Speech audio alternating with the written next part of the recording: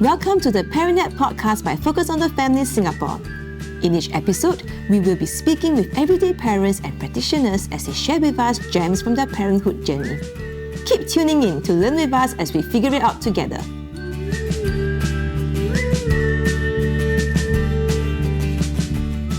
Stress and anxiety can sometimes get the better of us. In today's fast-paced and competitive world, how can we learn to better manage our stress levels so that we can stay in the healthy zone?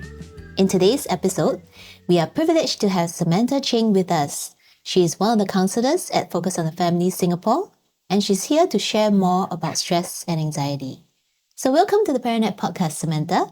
Would you like to introduce yourself so our listeners can get to know you a little bit? Yes, hi everybody. I'm Samantha. I am a counsellor here at Focus, and I've been doing this counselling for more than 10 years and then went into professional counselling in the last few years as well. I work particularly with adults and sometimes teens. And one of the common psychological challenges that we have to deal with, we find people coming in for, is to deal with stress and anxiety. So stress and anxiety is indeed quite a common issue, and particularly in a very fast-paced and competitive society that we are in today. So I was wondering if you could start us off by helping to explain what is the difference between stress and anxiety. I know many people tend to use both terms interchangeably. Yes, it is sometimes hard to tell, isn't it? Because a lot of it is the physiological response in your body and your mind. So this mind-body experience can be very distressing for us. So we wonder, am I stressed or am I anxious and all that? Now, I would just put forward that stress is more of a generic physiological mechanism that's actually encoded into our nervous system, and it elicits response from our body and our brain. And so when we experience stress, there is this physiological response to the stimulus, which involves our cells, our neurons, our bodily chemicals, our tissues, where it's activated. And this physiological response then will be experienced as our heart racing, we get dry mouth, or we may get stomach ache, that kind of thing. And then our mind will then go into problem solve, trying to think of how to get rid of this. And then it becomes a form of, psychological distress. And when it turns into a form of worry or rumination, then it can become anxiety. And anxiety comes in a few types and forms. And whether one then has acute stress anxiety or becomes a chronic anxiety, that will depends on the symptoms, I guess. First thing to understand is really that stress is actually a reaction or a response that we all will have. So feeling some form of stress as we go through our day is not in itself bad, because we are primed. We need to be primed to know whether this is a threat or not, and whether this is overwhelming or not. So even children will experience stress. And so even animals experience stress. Don't make it such that, I mustn't feel stress, because that's quite impossible. Yeah. And if you have that mindset that, no, I mustn't be stressed, I cannot have stress, you're setting for yourself a very impossible goal, I must say. And then you end up being stressed about, making sure that I don't get stressed. Yeah. And then that becomes another layer, actually. Right? So I just want to clarify that bit. That it's all right to be stressed. It's how we manage the stress. The mindset becomes very important. And to me, that's the key, actually, if you ask me about managing stress. If our mindset is one of that stress is debilitating versus stress is enhancing, then this is where we will do everything possible to not have stress and don't want stress. But yet we fail to realize that actually when stress is used and managed, it increases our brain processing speed, actually. It helps improve our memory. It focuses our attention. So there is a purpose in why our system is experiencing stress. I like what you said. It's very insightful that stress can actually enhance some of these very important cognitive functions and processes that we need, right? Perhaps to get through a day of important work, perhaps some very big tasks ahead of you. Yeah. And this stress can actually help you to focus on it and get things done, perhaps even work at a very optimal level. Like you feel that you're in the zone. Yeah. And that's provided that, like earlier you said, you don't have the mindset that, oh, I must avoid all kinds of stress or this is too much or whatever. So the mindset is one. And then the other thing is it can actually be too much, Yes. right? And that's where perhaps it is the self-awareness then, would you say, that kicks in? How would you know when it gets a little bit too much for us? One of the things to even go to know whether it is too much or not, I mean, just to speak a bit more about that mindset of viewing stress as enhancing, okay, possibly enhancing, right, requires that we first acknowledge your stress. And when you acknowledge your stress, you will notice what you are stressed about. And it's important to know what is the stressor. What is it that you're really stressing now? If you could identify that, then that will help you a lot. Because most of the time when we are stressed, we're just all stressed, that's all. Okay? Global stress and so on. It gets a bit difficult, isn't it? And then you have to delete the whole thing, right? Yeah, which is like, I'm all may stressed, not make that's sense. it. You know, leave me alone. I'm stressed all through and through, that's it. But then you wouldn't know what to do about it when you're unable to identify what your stressor is, really. Okay? So ask yourself, what is it that I'm stressing right now? Right this moment, what am I stressing about? Right. And then you look at, okay, what will be my typical emotional responses to this stress? What are the thoughts or the beliefs or my feelings that is accompanying this right now? And then look at your typical behavioral response to the stress. What do you tend to do or not do? What does it inhibit? What does it exhibit as well? And then look at what will be your typical physiological response to the stress. What sensations, what changes is occurring in your body right now? Are you just wanting to go to sleep? Or pick up your phone and just scroll, look through stuff and all that. Sounds or like many of us. Yeah, right. Or you're getting indigestion at the moment. And so you can't eat. For some people, they'll start eating. Yeah. Binge eating. And that becomes an issue as well, right? And so you want to learn to acknowledge your stress. And then you want to, after that, if you can, I know it's tough, it's really hard, to welcome your stress almost, right? When we say welcome your stress, what do we mean, right? Is to look at what is the personal goals and values that is behind or is inherent in this stress response that I am having. Because when we're responding in a certain way, we are also, inherent in it is also wants and desires and values that you actually have. So take a look at that and try to understand what is it that I'm hoping or wanting in responding this way. If you're stressed about your work or a certain presentation or performance or meeting up with your boss, for example, you get stressed about it or you find that this is too much. And ask yourself, what do I really care about here? Sure, we'll say, oh, we'll care for the next promotion or we care about how we are viewed and so on. Are these bad? No, I don't think so. Clearly, it shows you care about your work. You care about how you're contributing. You care about getting feedback. If this is your goal, then you want to be open to feedback. You want to be open to what would help you achieve that goal and not, oh no, I'm just so stressed, I don't want to meet him. Then you're actually not able to bring yourself to live according to your values, according to what you want. So then we're now talking, then the next thing will be to utilize that stress. Once you realize what your goals and your values, utilize that stress. Utilize that stress by asking yourself as well, what opportunities or insights can come from me being open to embrace or manage this stress? And what we will call then is stress-related growth that can happen for you. That's approached that way. There is potential for mental toughness, for heightened awareness, for new perspectives, for a sense of mastery, strengthened priorities. Maybe through the stress, you realize that, oh, some things that I really prioritize need to rethink about this. And then there's also possibility for greater appreciation for life, as well as a deeper sense of meaningfulness in what you are engaged in and doing. So just to say that these are just some ways one can really work on changing one's mindset Yeah. towards managing and looking at stress. Yeah.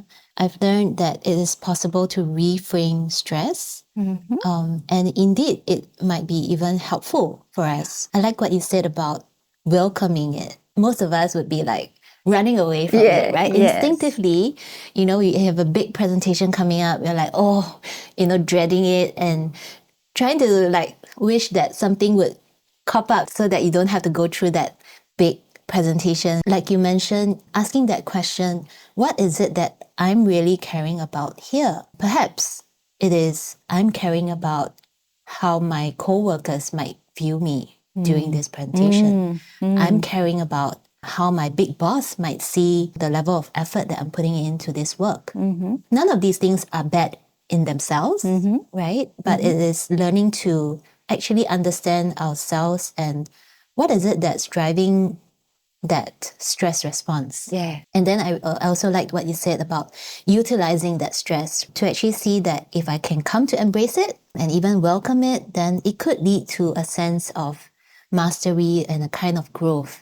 So I'm a parent of 3 kids, right? 1 in primary school, 2 in secondary school. Already I can see some of the stresses that they're dealing with in their daily lives, right? I think reframing it, learning to reframe this for them, I can see that you are really caring about your grades in this subject, which is why you're feeling stressed or even frightened about this upcoming exam, right?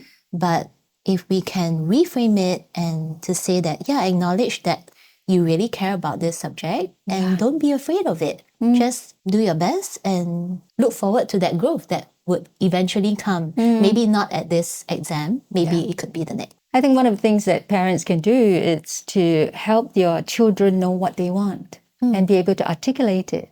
If you want to go to a certain school, for example, that's a good goal to have, isn't it? And then if we could just play it back to them in a way that helps them see that, oh, that's a worthwhile goal to have. So what would inhibit you from not getting this? Sitting for the exam and then getting so nervous, panicking, or like thinking the worst. So helping them see that's right. that some of these reactions or responses... talk about it with them, right, and then let may them not tell be you. helpful, Exactly. Let them, if they can come to say that, I want to be like that way, because if I'm that way, then I won't do well. Then therefore, I won't be able to go there. And help them realize that when they are stressed, the brain will help them to focus as well, can help them to focus. Because then when they are experiencing a bit of heightened attention, in that sense, because the adrenaline is pumping, you see, right, in their brains. And then it actually narrows that focus for them. Research shows that when we are stressed, visually, our focus narrows. And there is a purpose why nature does that.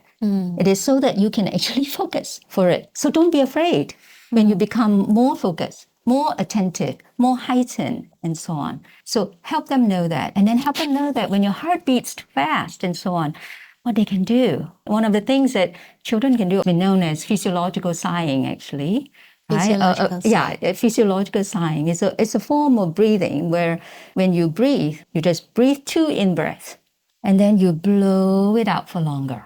Because the exhaling part is the one that will help bring that charge down. Right. And so we're targeting the body as well. Like I said, stress is really a physiological response that's hardwired in our bodies. And this is one of the things when it's happening. If you can do that, you just breathe, and then in, 2 in-breaths, and then 1 longer breath out through your mouth. Right? And you can just let out that sigh without worrying about anybody else, thinking, what are you doing? Yeah, that's right. And you can practice this at home. That's right. You can help your child. You can do it with your child when they're doing their work and they're doing that assessment or they're doing that paper and you notice that they're getting nervous or they're getting a bit jittery, or just help them see if they could just even do that, even 3 times, 3-4 times and all that.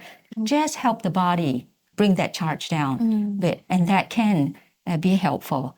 So don't do it while they're supposed to sit for the paper, right? Do it now. Do it like, hey, let's do it together. So just make it like a family routine. Yeah, that's right. Just doing that. Help them to notice their body. Which part feels tense? If the shoulders, right, tensing, just help them experience muscle relaxation. Tensing it and letting it go. Tensing it, letting it go. So even before they enter the exam hall, they can do some of these things, which is very helpful for them. Already, I'm feeling a little bit more relaxed, after you brought us through that.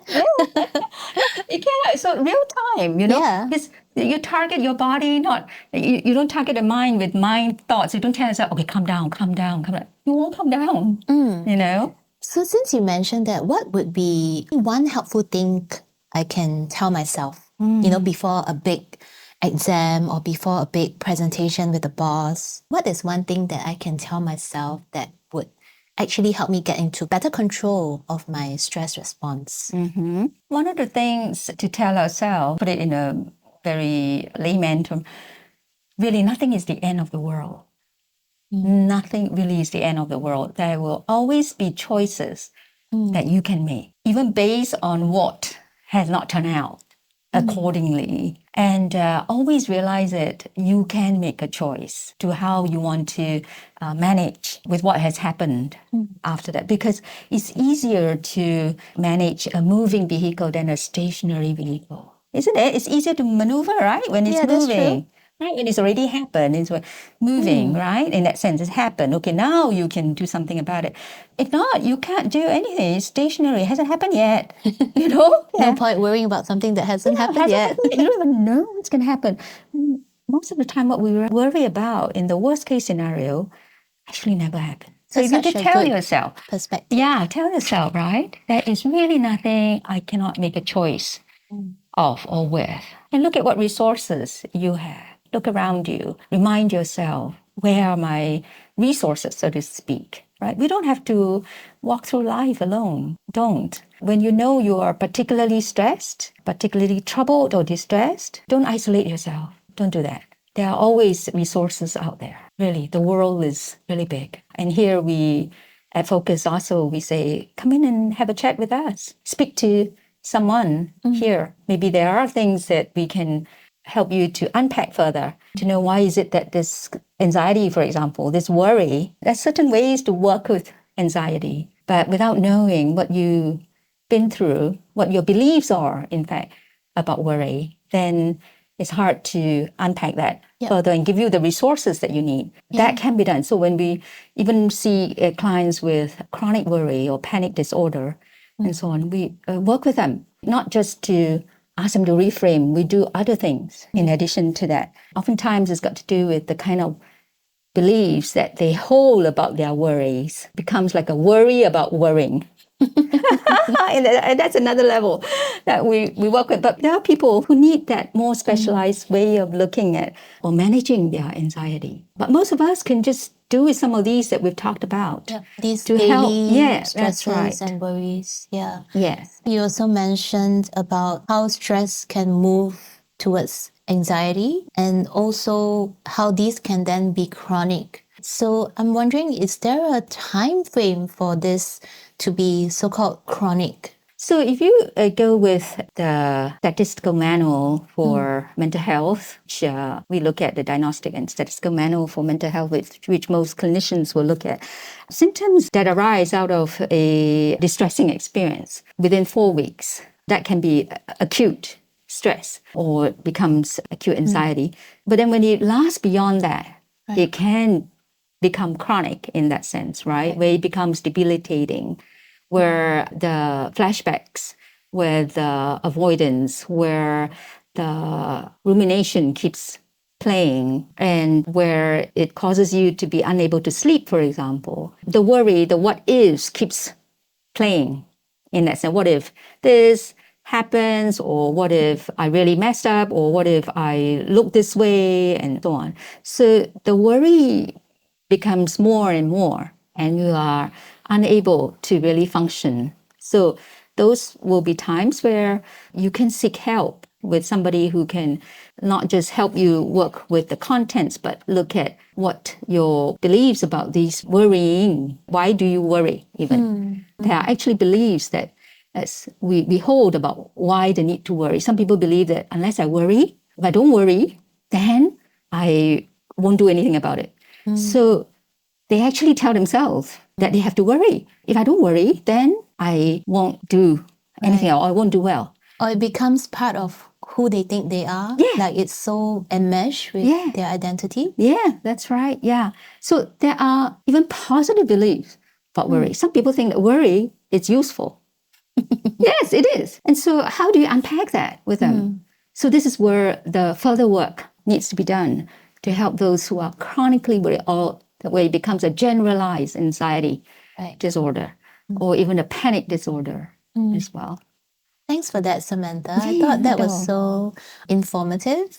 I got to understand not just about stress and anxiety, but also how worry can come in and can even be part of a person's identity, or think that it's something useful to carry around on a daily basis. Yeah. Thank you so much for sharing your insights and also helpful tips. You mentioned about welcoming stress. You mentioned about viewing it with a different and more positive mindset. Thank you so much. I think our listeners out there, hopefully they will feel a bit less stressed after listening in to today's episode.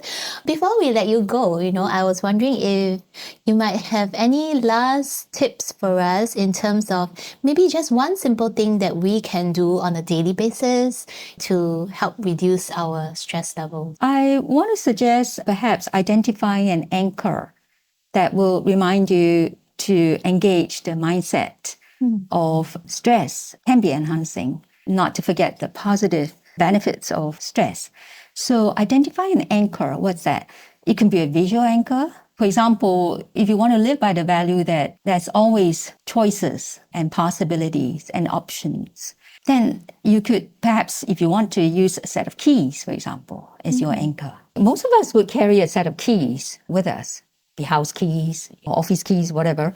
And that can become an anchor for you to want to choose to put on a mindset that stress is and can be enhancing. And so one of the things that you could do perhaps is to put out that set of keys once you are in the office, or when you're walking away, or someplace, even at home, to help you remember when you get all flustered or you feel overwhelmed, and just remind yourself, what's my mindset now and how I could redo this. Or you could even use photographs of your children, for example, how they've grown, how this child has grown. And that can remind you as well that growth does take certain strain and stresses for us to grow. In that sense, because none of us grows when we're just stagnated and always just at a certain... In the comfort zone, right? Yeah, in our comfort zone as well. So that's one thing. And then if you feel that going to work is very particularly stressful, then you might want to identify at which point when you enter a certain space, you want to let that be your anchor. And let's say you walk past a certain gate or a certain entry to your office, the moment you turn on something to remind yourself, or just even to play 30-second music or piece or something. Yeah, that's right. These are ways where you can really do something about helping yourself and form it, let it become a habit if you do it. And it doesn't take a lot, does it? Thank you so much, Samantha. I think many listeners will be like me, who have picked up some useful gems, and we are definitely going to put these tips into practice. So thank you once again. Thank you for having me. For our listeners out there, we trust that you have benefited from today's podcast.